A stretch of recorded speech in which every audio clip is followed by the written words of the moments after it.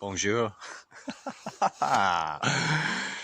Today we're going to be talking about dignity, so hope you enjoy. Thank you.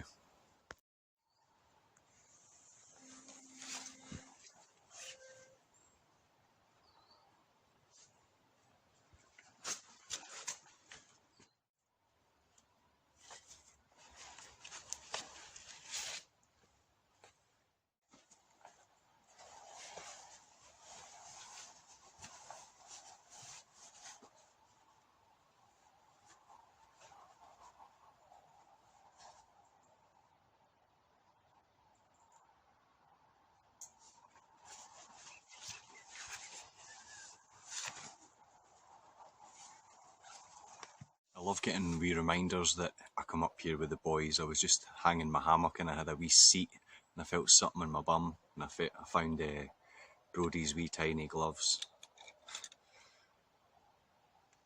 and it always makes me happy knowing that they come up here and spend time with me. Look at that, wee tiny gloves.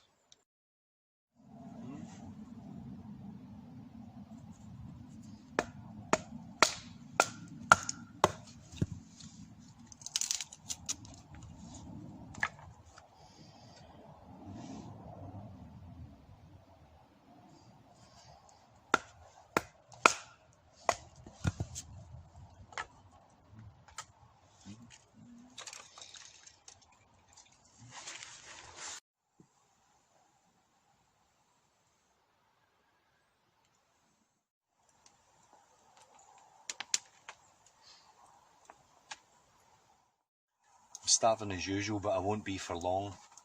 Look at the size of that. That's a chicken doner kebab and a full naan bread. And that was leftovers from my dinner last night.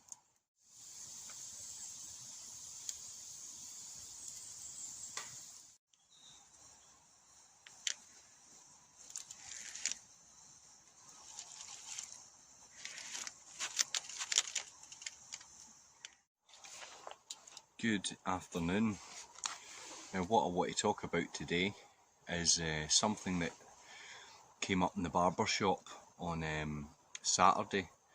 I was working with a client, a guy I've known now for about 4 years, so I see him as a client and he's also become a friend. I enjoy looking forward to this guy coming in and spending an hour with me, and we always talk.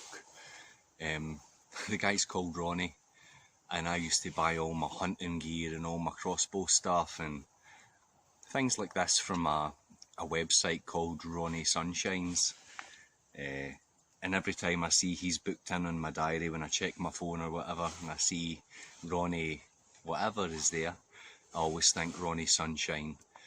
And because it always makes me feel good, so every time I see him I always associate it with Ronnie Sunshine. But however, what we get talking about, as you see in the title, what is dignity?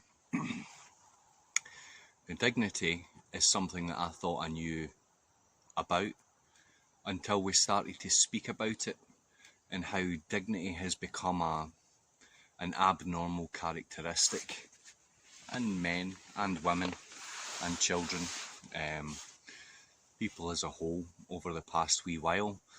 But that doesn't necessarily mean it wasn't always there. Now what Ronnie Sunshine and I were speaking about is when we were kids, if you were to discuss someone who was out of work or who wasn't working or who didn't work, it wasn't that they couldn't work, it's that they chose not to work. People would always give a wee elbow done and it'd be, oh, they don't work. There was something dignified in people who went out and worked. And now we live in kind of an era where it's at the government's permission that you're allowed to go out and work.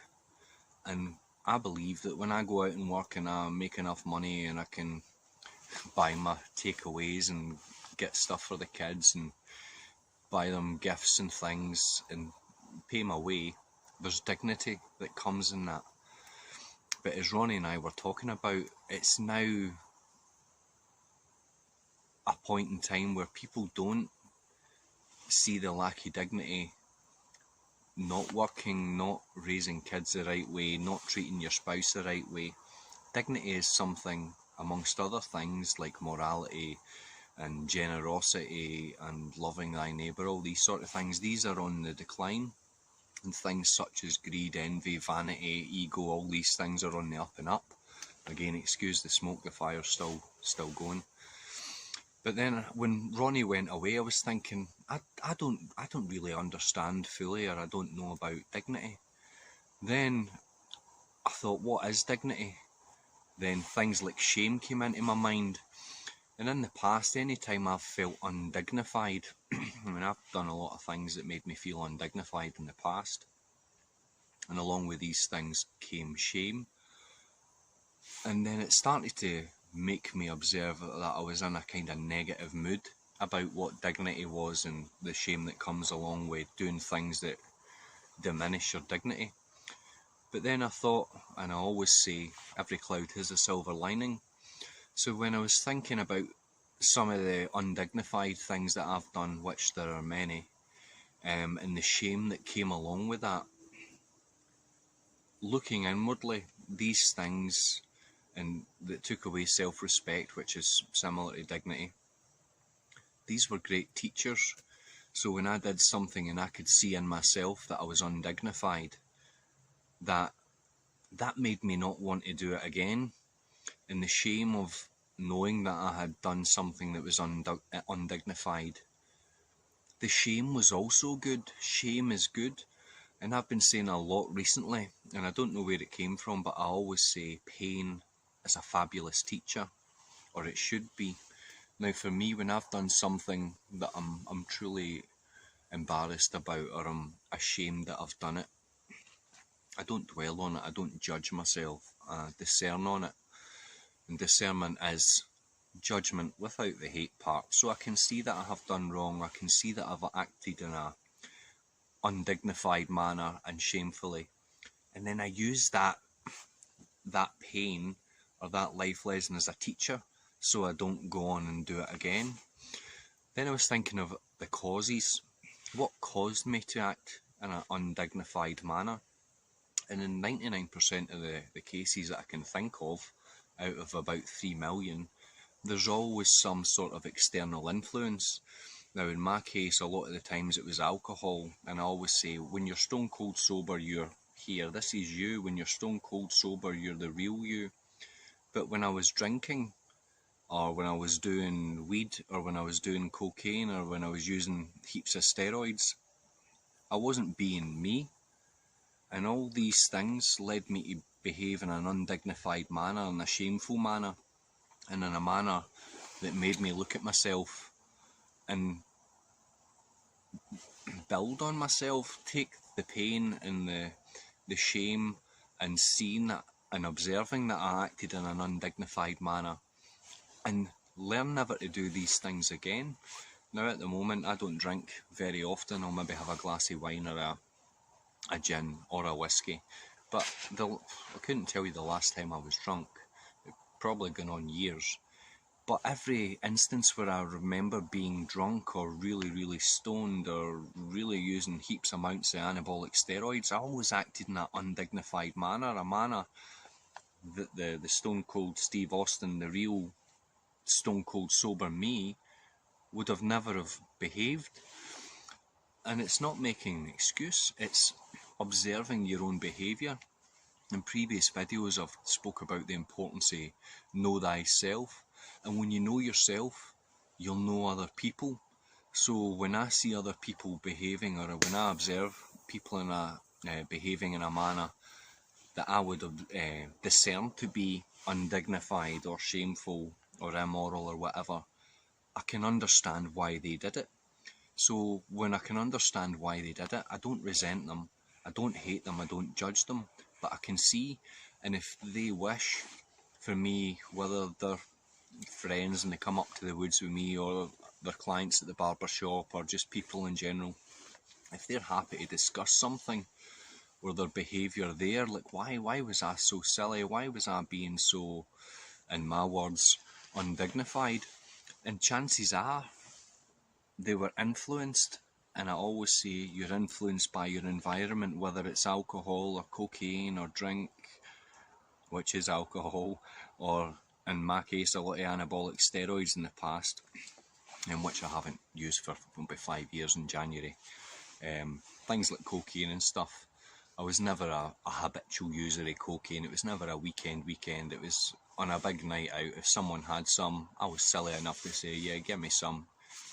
The environment became me, rather than having the dignity and the moral character to say no, that, or the understanding that that'll take me away from me. And I'm quite happy, I'm very content in being me. So now knowing why I behave in undignified manners and shameful manners and manners that might upset other people or make me doubt myself, or it's not so much, I've never been self-loathing, but judgmental of myself, bitter toward myself for doing something wrong, rather than discerning why I did something wrong, observing it, reflecting on it, and learning not to never do it again. Know thyself. So dignity to me is it's an essential part of your character. If you don't have it, there's a reason why you don't have it. And people can remove your dignity. You could be beaten down and verbally abused and in a bad environment where your dignity's diminished. But you have the choice in life, and you have the strength and a stone cold sober state of mind to say no, this is making me feel undignified, this is making me feel shame.